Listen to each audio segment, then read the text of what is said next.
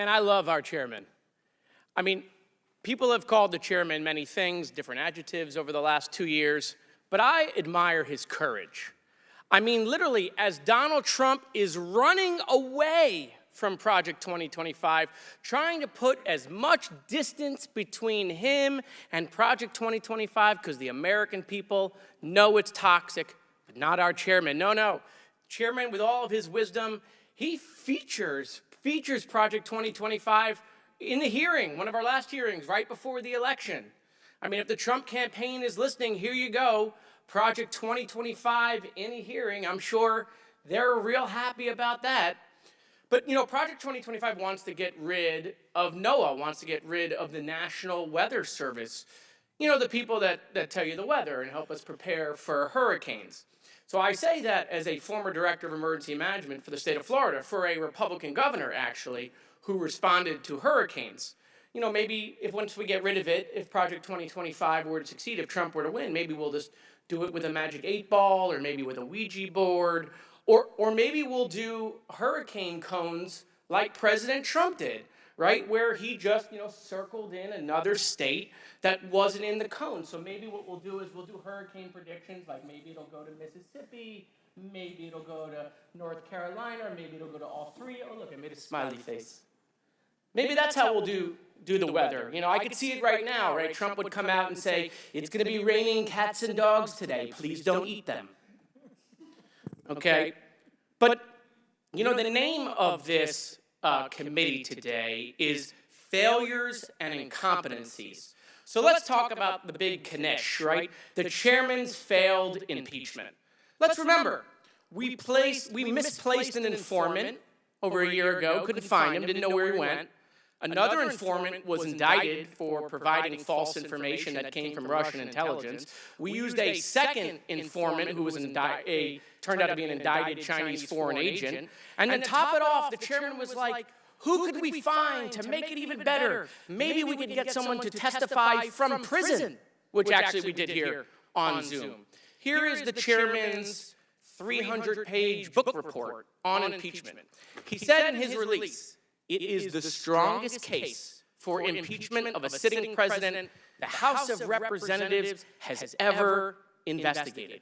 Wow, that sounds pretty serious. So I want the chairman to show the American people that we didn't just waste millions of taxpayer dollars to issue this book report. Mr. Chairman, the Speaker is watching, and you could call for impeachment right now. Right? We got a little bit of time left before the election. I mean, you know, just ask the Speaker. You could ask the Speaker right now, or talk to him. Like, when are we going to schedule impeachment? Or is this just concepts of impeachment?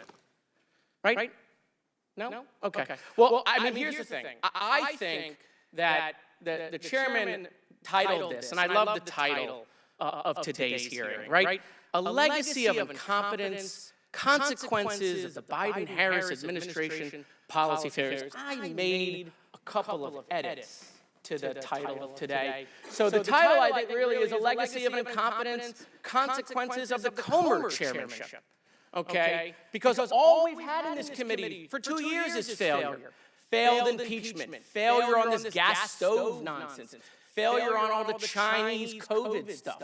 They did nothing with that COVID committee. It's all failure. The whole House, the whole 118th Congress is failure. They removed the Speaker, right? Then they tried to remove a second Speaker. Right? That's really great for the American people. Right? Then they impeached the cabinet secretary. That hadn't happened in 150 years. They've had multiple CRs fail.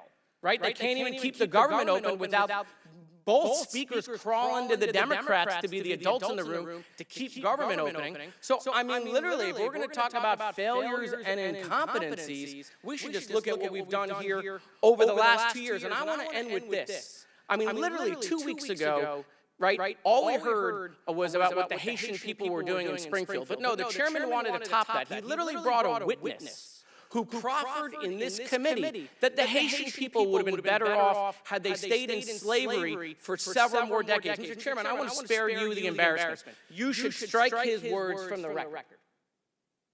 No, you stand by his comment that the Haitian people would have been better off in slavery for 30 more years?